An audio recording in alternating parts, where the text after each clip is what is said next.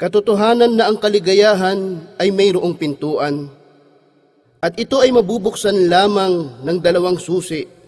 Ang unang susi ay ang tumingin sa iyong itaas, sa kalangitan, at anumang mayroong dito, ang mga bituin, araw at buwan, at tumingin sa iyong paligid, mga karagatan, kabundukan, mga ilog, mga hayop, mga ibon, at mga isda.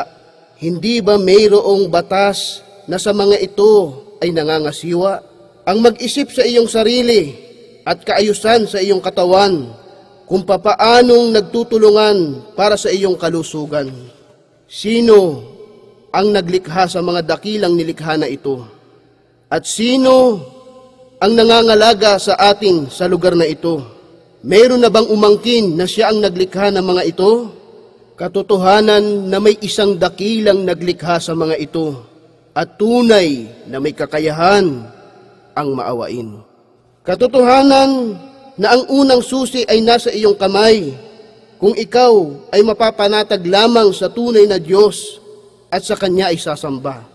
Ang pangalawang susi, ang maalaman na ang tunay na Diyos na naglikha ng lahat ay inuutusan tayong tumahak sa landas na magbibigay sa atin ng kaligayahan.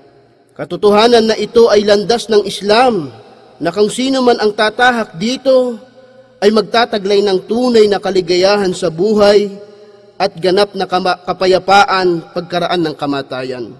Ang Islam ay reliyon ng kapayapaan at kapanatagan. Ang Muslim ay nabubuhay ng mapayapa kasama ang kanyang tagapaglikha, sapagkat siya ay naging masunurin sa Kanya at dahil dito, kapayapaan pagkaraan ng kamatayan. Ang Muslim ay nabubuhay ng mapayapa sa kanyang sarili, sapagkat ang kanyang puso ay nakilala ang kanyang tagapaglikha. Ang Muslim ay nabubuhay sa kapayapaan kapiling ng mga tao, sapagkat siya ay nakikitungo ng may katapatan. Isang pagbati mula sa nagnanais sa iyo ng kabutihan dito sa Badia Islamic Center.